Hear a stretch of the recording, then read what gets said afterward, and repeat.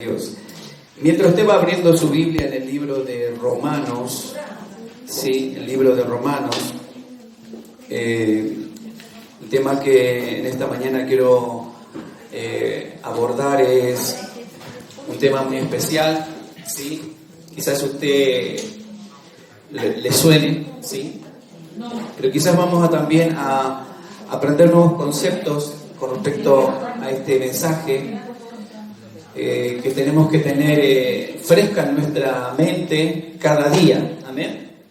Así que en el libro de Romanos capítulo 1, ¿sí? Vamos a leer este pasaje de Romanos capítulo 1 y luego vamos a dar comienzo a la palabra del Señor. ¿Sí? El Evangelio de Dios. Pablo comienza con una presentación extraordinaria. Dice, capítulo 1 de Romanos: Pablo, siervo de Jesucristo, llamado a ser apóstol, apartado para el Evangelio de Dios, que Él había prometido antes por sus profetas en las Santas Escrituras, acerca de su Hijo, nuestro Señor Jesucristo, que era del linaje de David según la carne, que fue declarado Hijo de Dios con poder según el Espíritu de Santidad. Aquel día cuando el Señor fue bautizado, dice que el Espíritu de Santo vino sobre él y Dios dijo: este es mi Hijo amado. Pablo está haciendo referencia, dice, a esto, acerca de su Hijo, nuestro Señor Jesucristo, que era del linaje de David según la carne, que fue declarado Hijo de Dios con poder según el Espíritu de Santidad, para la resurrección de entre los muertos, y por quien recibimos la gracia y el apostolado para la obediencia, la fe en todas las naciones, por amor de su nombre, entre las cuales estáis vosotros, llamados a ser de Jesucristo, a los que estáis en Roma, a los que estáis en Vilanova, a los que estáis en Siche. ¿Cuántos dicen amén? A los que vienen de otros pueblos, amén. A los que están escuchando en esta mañana, a los que vienen de ahí. Dice que el versículo 5: y por quienes recibimos la gracia y el apostolado para la obediencia a la fe en todas las naciones por el amor de su nombre, entre las cuales estáis vosotros, llamados a ser de Jesucristo, y a todos los que estáis en Roma, amados de Dios, llamados a ser santos. Gracia y paz a vosotros, de Dios nuestro Padre y del Señor Jesucristo. Primeramente doy gracias a mi Dios mediante Jesucristo con respecto a todos vosotros, de que vuestra fe se divulga por todo el mundo, porque testigo me es Dios, a quien sirvo en mi espíritu en el Evangelio de su Hijo, de quien sin cesar hago mención de vosotros siempre en mis oraciones, rogando que de alguna manera tenga al fin, por la voluntad de Dios, un próspero viaje para ir a vosotros, porque deseo veros para comunicaros algún don espiritual, a fin de que seáis confirmados. Esto es para ser mutuamente confortados por la fe que nos es común a vosotros y a mí. Pero no quiero, hermanos, que ignoréis que muchas veces me he propuesto ir a vosotros, pero hasta ahora he sido estorbado, para tener también entre vosotros algún fruto, como entre los demás gentiles. A los griegos y a no los griegos, a sabios y a no los sabios, soy deudor. Así que, en cuanto a mí, pronto estoy a anunciaros el Evangelio también a vosotros que estáis en Roma. Porque no me avergüenzo del Evangelio, porque es poder de Dios para salvación a todo aquel que cree, al judío primeramente y también al griego, porque el Evangelio, la justicia de Dios se revela por fe y para fe, como está escrito: mas el justo por la fe vivirá. Amén. Amén. Gloria a Dios. Una presentación extraordinaria en estos 17 versículos que hace Pablo acerca del Evangelio, ¿no? En este primer capítulo él comienza presentando quién es él diciendo, ¿no?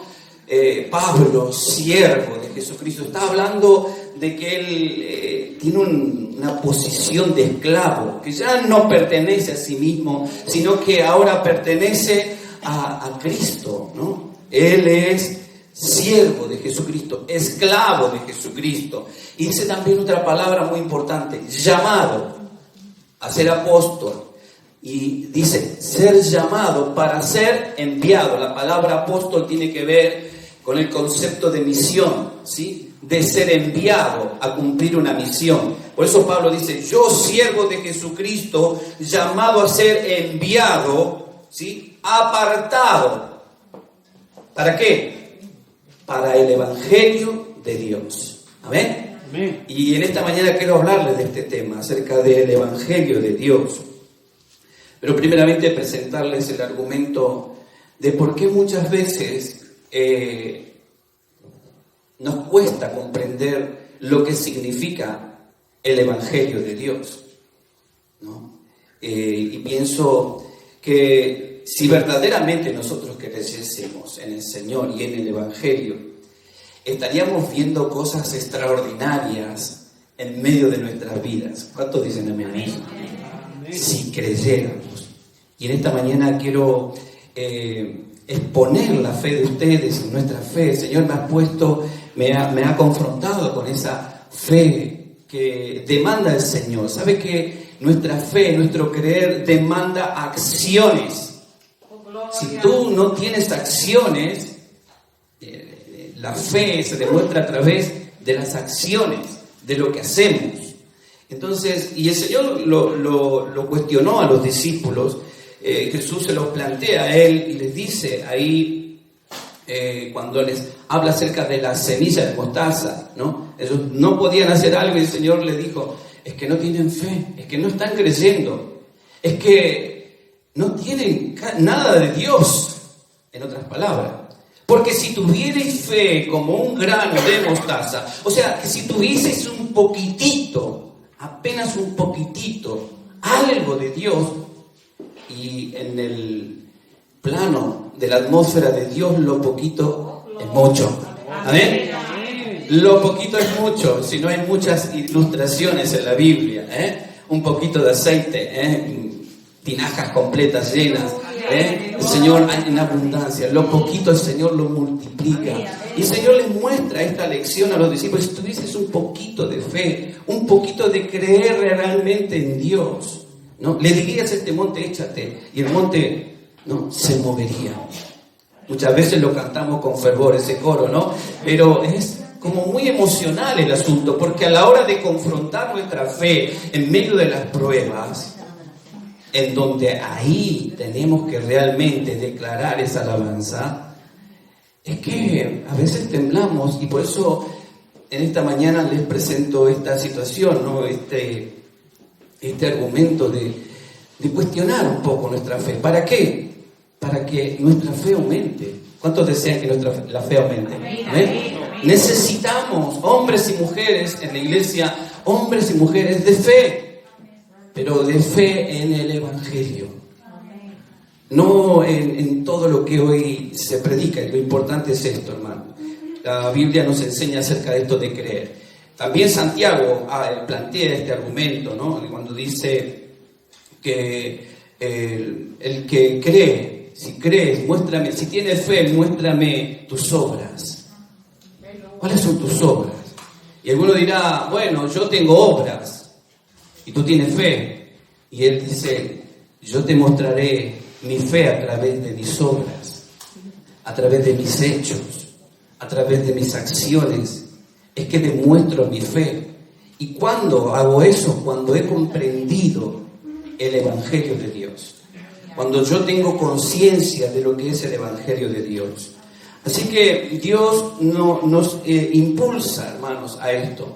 A veces en esta situación de ejercer el Evangelio, Pablo ahí en el capítulo 12 de Romanos enseña acerca de estas cosas, ¿no? De cómo nosotros debemos de ejercer el Evangelio, ¿sí? Lea Romanos 12, donde Pablo da directivas a los cristianos de cómo deben de llevar adelante el Evangelio. Pero ahí en la carta de Primera de Corintios, capítulo 12, verso 17, ¿sí?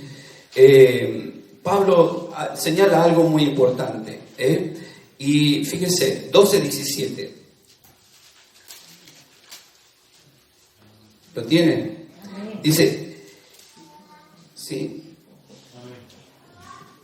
Perdón, 12:1, cuando dice Pablo, es 1 y el 7, versículos 1 y 7. No quiero, hermanos, que ignoréis acerca de los dones espirituales. Y el versículo 7 dice, pero a cada uno nos es dada la manifestación del Espíritu para provecho. A cada uno nos fue dado. Y cada uno va a tomar, ¿no? Va a incorporar y va a ejercer esa fe conforme tenga la disposición y la comprensión del Evangelio. Cuando nosotros realmente comprendemos el Evangelio, Dios nos confronta para ver si realmente lo hemos comprendido. Entonces, somos desafiados continuamente a ejercer una fe genuina, ¿sí? Una fe poderosa. Y déjeme contarle una ilustración que tiene que ver con esto, ¿no? En la historia del equilibrismo, ¿sí? Han habido muchos hombres que se han destacado por las hazañas que han realizado ellos en la historia. Digo, desde desde el año 1600, 1700, hay anécdotas. La que le voy a contar tiene que ver con un hombre equilibrista que subió a un acantilado y puso una cuerda, una soga, de un lado hacia el otro extremo, uniendo las dos caras del acantilado, y él anunció al pueblo a donde él vivía de que él iba a hacer esa hazaña de cruzar el acantilado caminando por esa soga, ¿no? Yo no lo veo el suelo, pero digo, si yo tengo que, ya acá estoy mareado, ya me agarró vértigo, ¿no? En la altura, y ahí estaba este hombre, y se había propuesto cruzar. Así que este hombre, cuando comienza a hacer todos sus preparativos, la gente comienza a llegar, comienza a juntarse, y se junta una multitud enorme. Todo el pueblo, los pueblos aledaños venían a ver la hazaña de este hombre.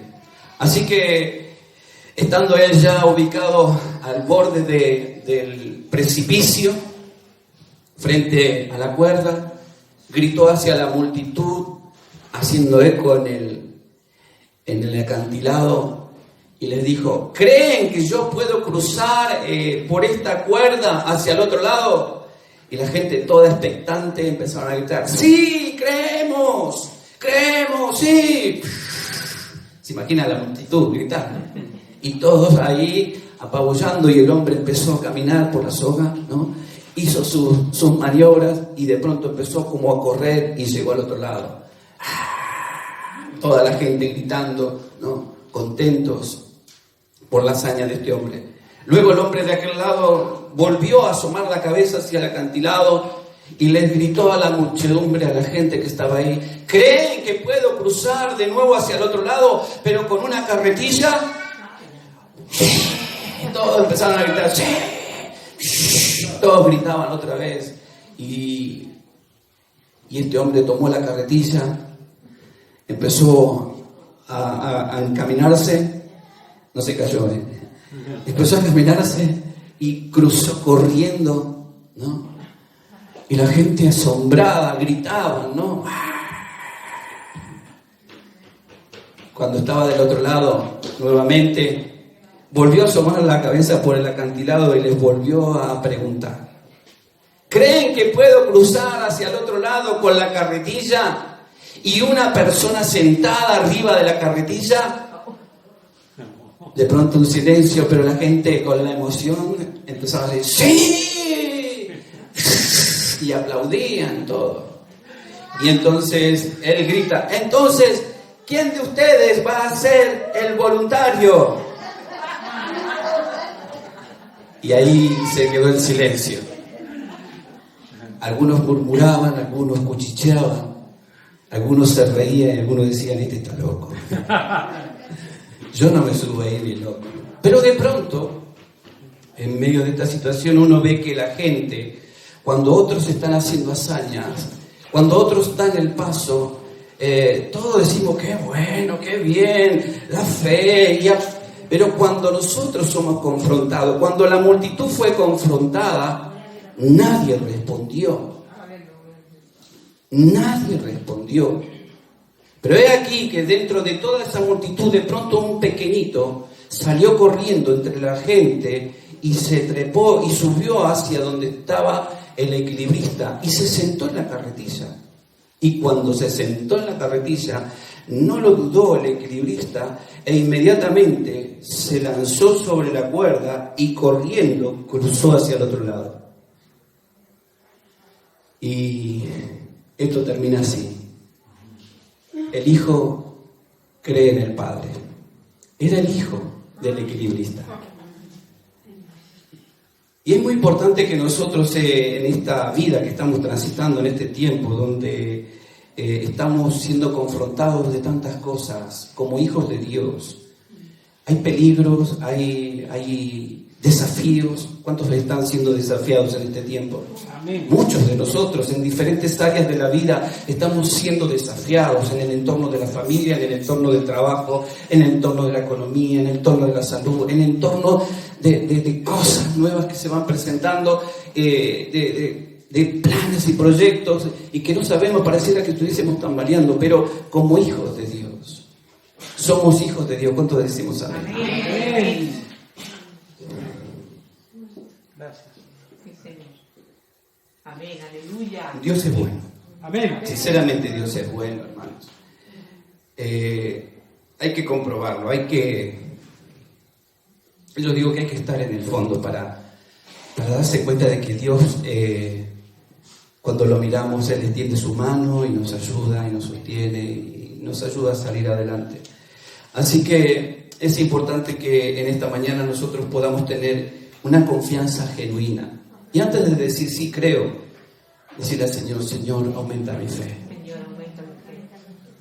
No seamos emocionalistas, seamos sensatos, seamos prudentes.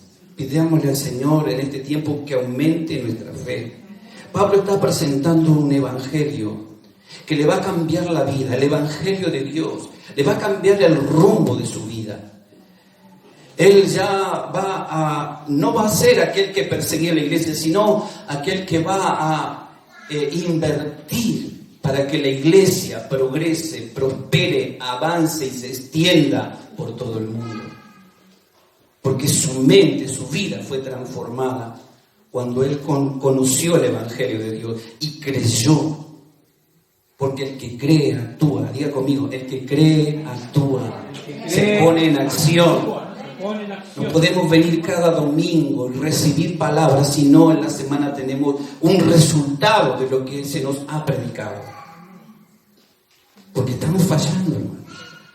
Y sabemos que el Señor viene y tenemos que presentarnos delante del Señor. Mire, el evangelio de Dios fue lo único que Jesucristo ordenó que se predicase. Nada más que el evangelio de Dios. El Señor declaró: ir por todo el mundo y predicar este evangelio. ¿Para qué? Para que crean. Y porque creen, sean salvos. Esto es el mensaje del evangelio. Es una promesa de Dios. Y la promesa que Dios ha dado ya desde la antigüedad de los padres, el Señor la cumplió. Porque el evangelio es Jesucristo. Amén. Él es la buena noticia. Él es la promesa. Él es la simiente de la promesa. Cuando Dios dijo, ¿no?, que Él iba a poner una situación. Usted recuerda ahí Génesis, ¿no?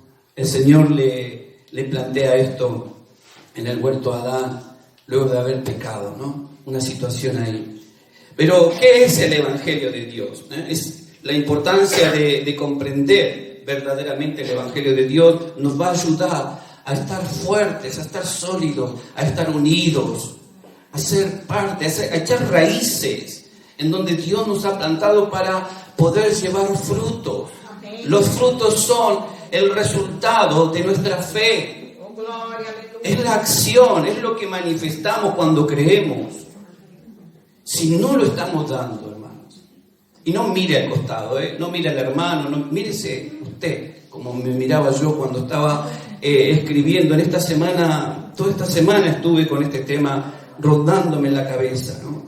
Y claro, comprendiendo, ¿no?, esta presentación del Evangelio que hace Pablo.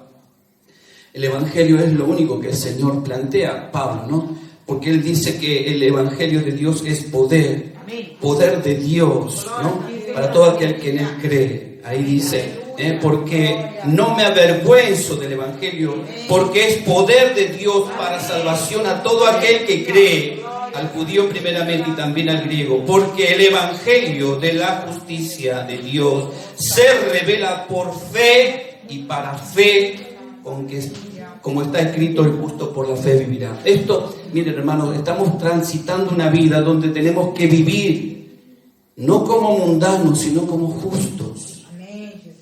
Los justos, los que estamos justificados delante de Dios. Así que entendemos que estamos como iglesia frente a un gran desafío. La iglesia, todos nosotros, la iglesia universal en el mundo, está siendo confrontada con situaciones muy especiales, ¿no? Todo está cambiando, todo se está modificando. Y nosotros, hermanos, tenemos que acelerar porque es como una bola. Si no nos apuramos, nos aplasta esa bola, ¿no? Entonces tenemos que avanzar. Como decía, el ritmo del crecimiento de las iglesias el año pasado menguó.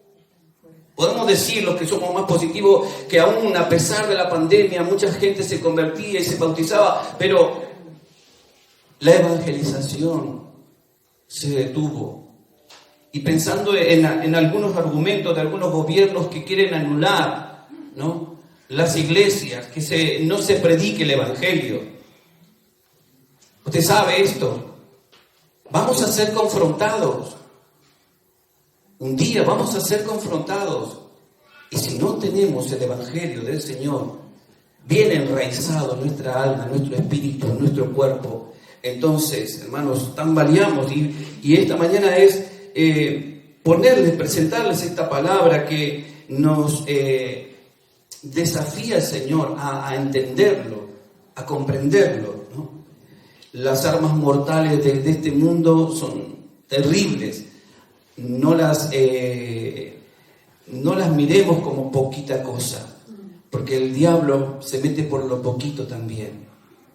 Recuerda lo que dice la palabra, ¿no?, que una pequeña mosca echa a perder la producción de toda una fábrica de perfume. Las pequeñas zorras que se meten y se escabullen, ¿no?, en el corazón, la cizaña. El diablo usa cosas pequeñas también para destruir. Y es importante que nosotros estemos atentos, ¿no?, ante las artimañas, ¿no?, del fe, porque lo que quiere hacer el enemigo, sin ninguna duda, es arruinar, ¿no?, es arruinar al creyente, es anular al creyente, es que el creyente no tenga conciencia de lo que es el evangelio. Así que en estos tiempos se predican cientos de cosas, por eso decía la vez pasada, hablando de la apostasía de la iglesia, por todas las clases de predicaciones que hoy se levantan. Está ese porcentaje, ¿no?, donde muchos de ustedes oyen, yo sé que oyen y ven, porque hoy internet, mira, ayer fui un ratito, a veces saco al perrito a dar una vuelta, y las familias en la plaza, un sol tremendo, la plaza de los juegos, estaba el banco de la plaza, varios bancos, pero me llamó tanto la atención, toda la gente que estaba en la plaza, estaban todos, desde el niño, la madre y el padre, con el celular. un tiempo de recreación al aire libre, donde uno dice, bueno, ¿no? ¿Dónde están los juegos para jugar el padre con el niño? No, estaban todos, y yo los miraba y no lo podía creer, ¿no? Como el mundo está conectado a las redes, viendo lo que pasa cuando suena el teléfono, estamos ahí, ¿no? Atentos. Yo a veces no lo quiero ni oír ya, porque a veces suena, ¿no? Y mandan cosas y cosas y cosas. Es tiempo de que nos encerremos con el Señor, que entremos en la habitación, en lo secreto, que oremos con el Señor. Esto de orar los martes y los jueves, cada uno en su hogar, debe ser algo verdaderamente hermoso. ¿Cuántos disfrutan de orar en sus casas? ¿No? Se crea un ambiente, uno se quebranta en la presencia del Señor. Yo a veces oigo las oraciones y estoy orando y quebrantado en la presencia de Dios. Ahí buscando de su presencia, orando por la iglesia, porque necesitamos, hermanos, de vivir el Evangelio, de hacerlo carne, porque el enemigo está, y hay problemáticas en nuestra vida. Cuando nosotros no conocemos el Evangelio, hay falta de profundidad en la palabra, no profundizamos en la palabra, y a veces, inconscientemente y por ignorancia, estamos cometiendo herejías o diciendo herejías. Y por lo tanto tenemos que investigar, estudiar la palabra y en esto meditar también lo que el Señor nos está mandando a hacer. Recuerde que nosotros tenemos una posición de siervos. ¿Cuántos fuimos llamados para aceptar a Cristo en nuestro corazón? Dice Pablo, somos siervos de Jesucristo, llamados para ser enviados. Oigan, no es solamente para Pablo esto, es para todos. El que diga esto no es para mí, no es cristiano, porque el mensaje es el mensaje del Señor Jesucristo.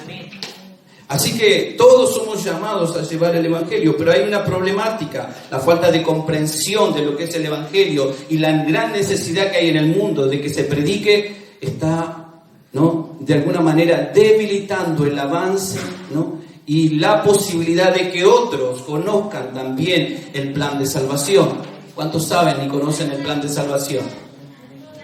Es importante, tenemos que profundizar en el Evangelio y que nuestra convicción demuestre una acción clara y genuina en este caminar. Recuerden que el Señor plantea también y le habla a la iglesia, a esa iglesia que compartí hace poco también de la Odisea, ¿sí? Saben que cuando no profundizamos en el Evangelio, entramos en una etapa de decadencia espiritual, de enfriamiento espiritual, de una parálisis espiritual, porque pensamos más en las cosas que nos producen placer o bienestar o comodidad que trabajar y accionar la fe que el Señor nos está poniendo para que lo hagamos, ¿no?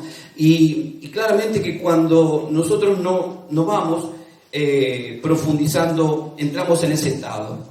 Ya el Señor lo planteó a través de la iglesia. Hoy de esta iglesia, la Odisea, no quedan ni las piedras. Hoy en Turquía hay una gran cantidad de musulmanes. El cristianismo es como un museo para aquella nación. Porque el trabajo de la iglesia debía de permanecer y de avanzar. Pero dice la Biblia que esta iglesia, por cuanto eran tibios, ni siquiera frío, ni siquiera caliente, eran tibios, el Señor los rechazó. Y en esto tenemos que meditar, hermanos, porque el Evangelio no es para que nosotros seamos tibios, seamos, perdonen la palabra, mediocres en la fe. Debemos de ser fuertes, sólidos. Hay también los extremos, ¿no? Cuidado con los extremos, pero ser equilibrados en esto y caminar en esto. ¿Por qué? Porque primero que es un mandato del Señor de que el Evangelio lo tenemos que predicar. Y en segundo lugar porque el que lo oye será salvo. Y esta es nuestra tarea, de que el mundo conozca el Evangelio para que todo aquel que en él crea no se pierda, más tenga esa vida que el Señor tiene preparada para ellos. Así que el Evangelio de Dios es la promesa de salvación, es el poder de Dios. En primer lugar, es el poder de Dios. Jesús es la promesa. Ahí en San Juan 3:16 dice, porque de tal manera amó Dios al mundo que ha dado a su Hijo unigénito para que todo aquel que en él crea no se pierda, mas tenga vida eterna. Y Pablo dice ahí en Romanos, como lo leíamos, Pablo, siervo de Jesucristo, llamado a ser apóstol, apartado para el evangelio de Dios, que él había prometido antes por sus profetas en las Santas Escrituras, en el Antiguo Testamento, acerca de su Hijo, nuestro Señor Jesucristo, que era del linaje de David, según la carne, que fue declarado Hijo de Dios aquel día del bautismo, con poder, según el Espíritu de Santidad, por la resurrección de entre los muertos.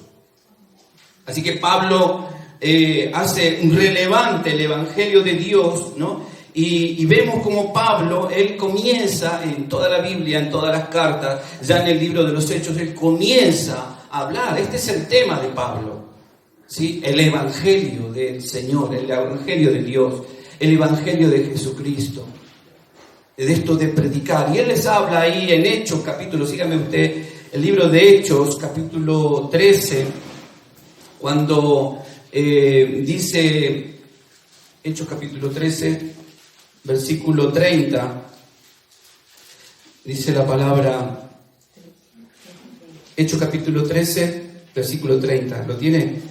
Mas Dios le levantó de los muertos, y él se apareció durante muchos días a los que habían subido juntamente con él de Galilea a Jerusalén, los cuales ahora son sus testigos ante el pueblo. Y nosotros también os anunciamos el evangelio de aquella promesa, diga conmigo, de aquella promesa hecha a nuestros padres. Mire, Pablo estaba mencionando acerca de la promesa que Dios dio en el Génesis. Ya vamos a ver esto, pero ahí estaba hablando Pablo, planteándoles el evangelio del Señor, esta promesa. Y nosotros también nos anunciamos el evangelio de aquella promesa hecha a nuestros padres, la cual Dios ha cumplido a los hijos de ellos y a nosotros, resucitando a Jesús, como está escrito también en el Salmo 2, su Hijo eres tú y yo te he engendrado hoy. Ya el otro salmo también dice, el Salmo 16, ¿no? No permitirá que tu santo vea corrupción. Porque la verdad,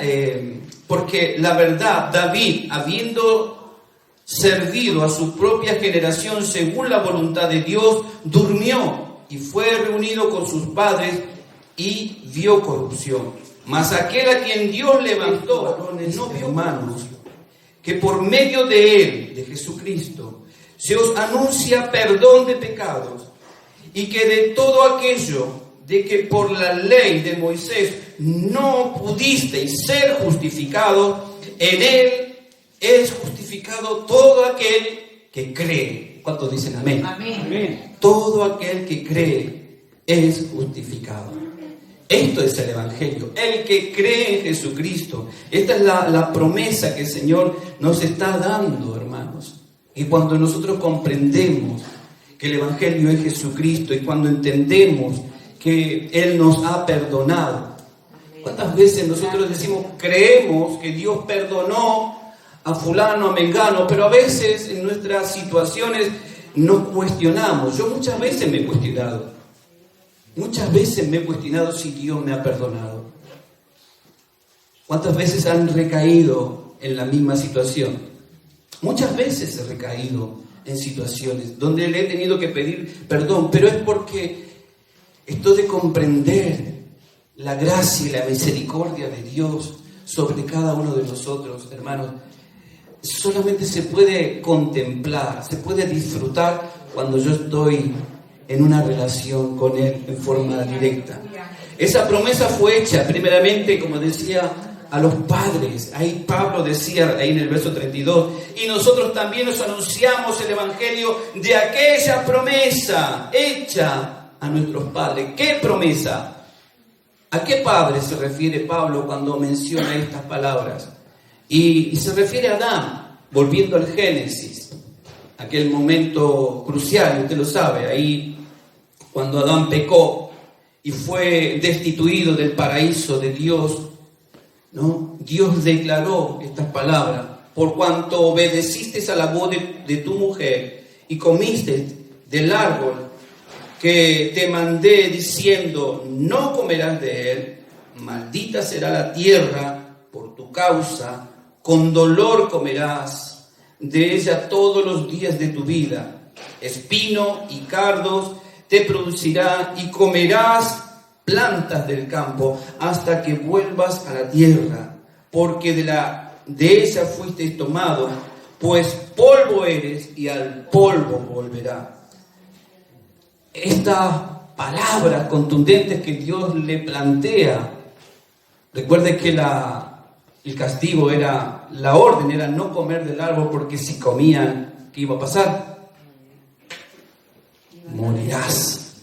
Si comieres del árbol, morirás. Era la condenación.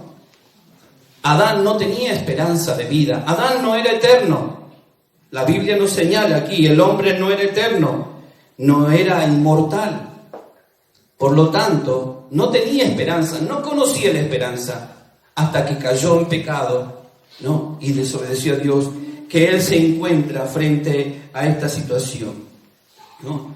Y por él, por causa de él, porque Dios le encargó a él y él desobedeció. Así que cuando uno va viendo esta situación, vemos en el proceso de este acontecimiento en el Génesis, vemos cómo el Señor le plantea a Adán esta situación, ¿no? Pero también se va a encontrar ahí con la serpiente, en el capítulo 3, versos 14 y 15 de Génesis, ¿no? Dice: Jehová Dios dijo a la serpiente, por cuanto esto hiciste, maldita serás entre todas las bestias y entre todos los animales del campo, sobre tu pecho andarás y polvo comerás todos los días de tu vida. Y pondré enemistad entre ti y la mujer, y entre la simiente y la simiente suya, y ésta te herirá en la cabeza y tú le herirás en el calcañar. Imagínense esta escena, Dios declarando esta palabra, ¿no? Y Adán ahí a un costadito escuchando, respirando. Hay esperanza. Hay esperanza. Hay esperanza en el Señor. Eso es lo que le estaba ocurriendo. Adán estaba teniendo una experiencia de fe, porque estaba oyendo que Dios iba a hacer justicia, que Dios iba a hacer algo, que Dios iba a cambiar aquella sentencia de muerte, ¿no?, en un acto de salvación. Por eso dice y pondré enemistad entre ti y la mujer, y tu simiente, y la simiente suya, y esta te herirá en la cabeza y tú le herirás en el calcañar. Esta es la promesa del Antiguo Testamento, la primera que Dios le da. El protoevangelio es el evangelio, el principio del evangelio, ¿no? Es la raíz del evangelio que Dios plantea para la humanidad perdida a causa del pecado. Así que aquí comienza un nuevo amanecer para Adán, y él va a tener un acto de fe. Por eso decimos que toda acción de fe, todo mover de fe lleva a una acción. Mi convicción, mi fe me tiene que llevar a una acción. Adán lo que hizo fue alegrarse, tener esa esperanza, y en esa esperanza él cambió el nombre de su esposa, aquella que se llamaba varona, porque del varón fue tomada, dice la Biblia, ¿no? Y Adán dijo: ahora te llamarás Eva, ¿no? Madre de los vivientes, hablando de la esperanza, ¿no? Y las generaciones que vendrían, conforme el Señor se lo había planteado, de llenar y subjugar la tierra. Y entonces aquí vemos esta realidad de Adán, esta primera promesa que de alguna manera el Señor va a plantearles en esta situación, ¿no? Y vemos ahí en 2 de Timoteo, fíjense, Vamos a leerlo, 2 de Timoteo 1:10. Vamos a ir viendo. Pablo está planteándole esto a las iglesias. ¿Sí? ¿Lo tiene? ¿Cuánto es, pastor? 2 de Timoteo 1:10 dice: pero ahora ha sido manifestada por la aparición de nuestro Señor Jesucristo, el cual quitó la muerte y sacó a la luz la vida y la inmortalidad por el Evangelio de nuestro Señor. Miren, es por el Evangelio, es por nuestro Señor Jesucristo que ahora tenemos la bendición de ser inmortales, de vivir una vida eterna con el Señor. ¿Cuántos se están preparando para ese momento? Quizás no está en tu mente porque tus problemas a veces son más grandes que la fe que tenemos, ¿no? Pero sepamos, hermanos, que en Cristo tenemos esta esperanza. Y esta esperanza nos alegra, nos motiva.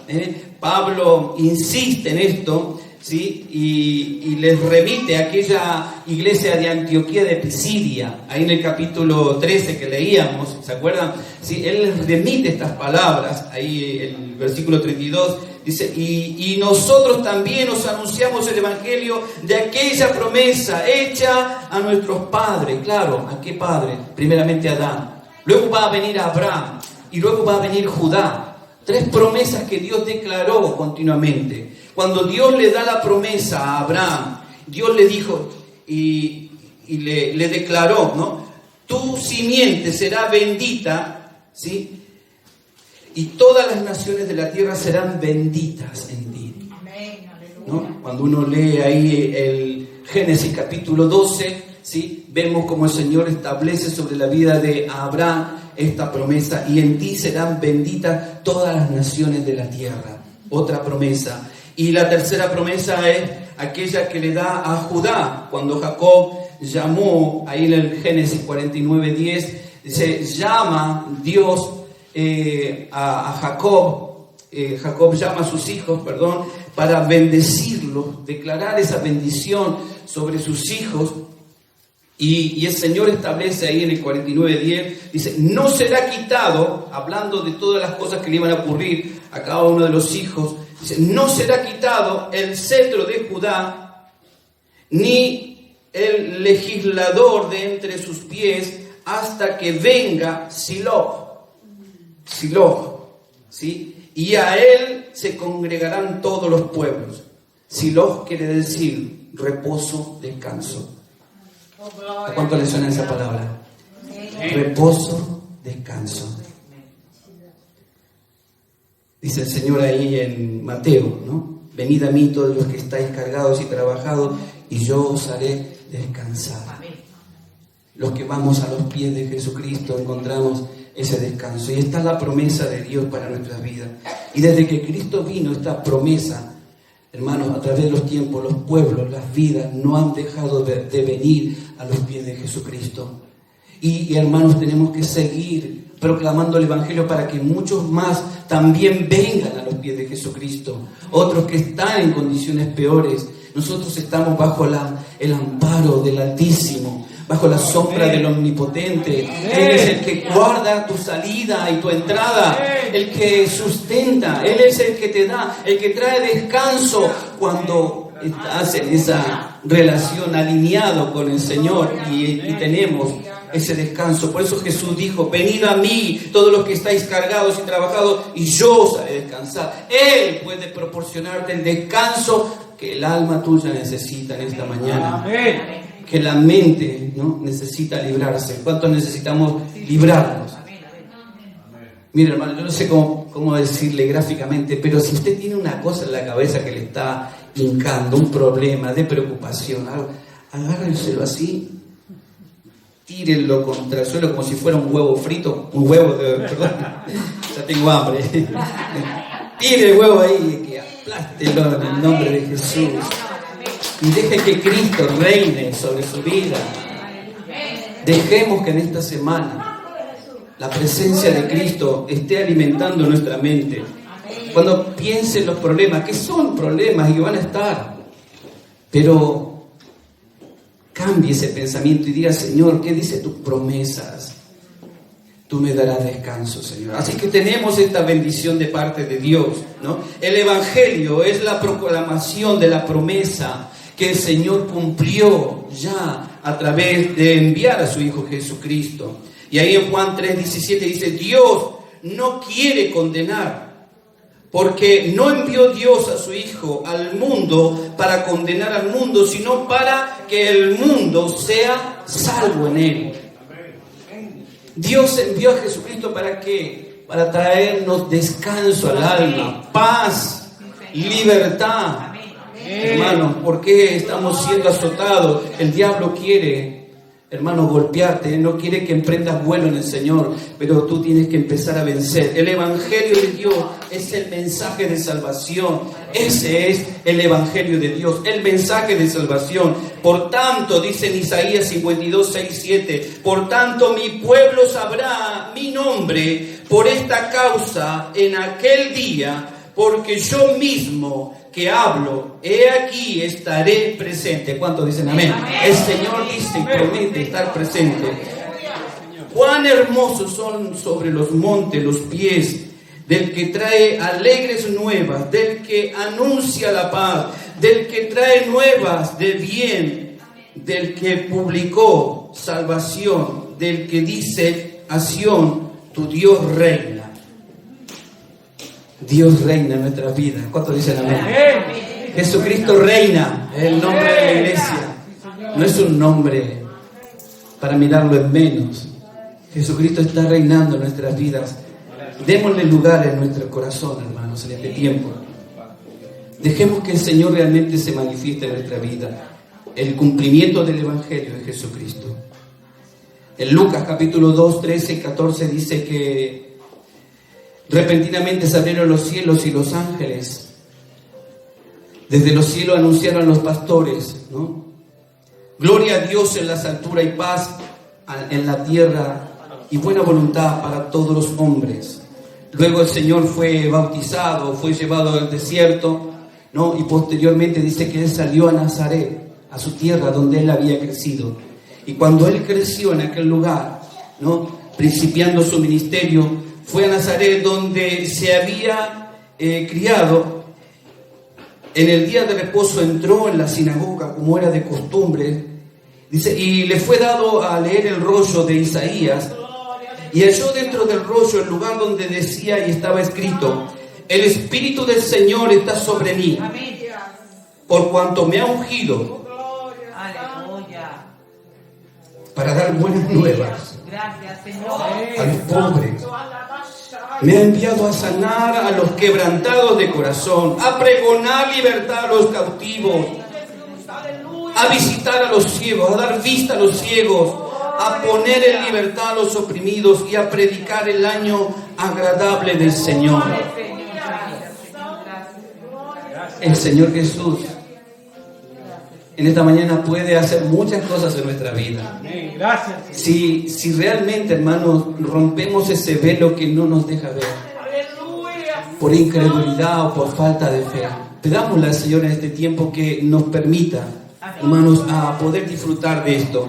Y como Pablo decía, ¿no? Ahí a Timoteo, por esto termino, según el glorioso evangelio de Dios bendito, que a mí me ha sido encomendado, a mí, que soy el menos, que el más pequeño de los santos, de todos los santos, me fue dada la gracia de anunciar entre los gentiles el evangelio de la inescrutable riqueza de Cristo. Hoy es el día, hermanos, en el que debemos de comprender el evangelio, admirar un poco más esto que Dios nos ha dado, y cada uno, según el Señor nos dé lugar y esa parte podamos poner en marcha, ¿no? Y accionar el evangelio que nos ha sido dado, compartiéndolo, entregándolo en esta semana, y que tu convicción dé como resultado efectivamente acciones de fe que glorifiquen a Dios. Pongámonos de pie, vamos a orar al Señor en esta mañana. Amén.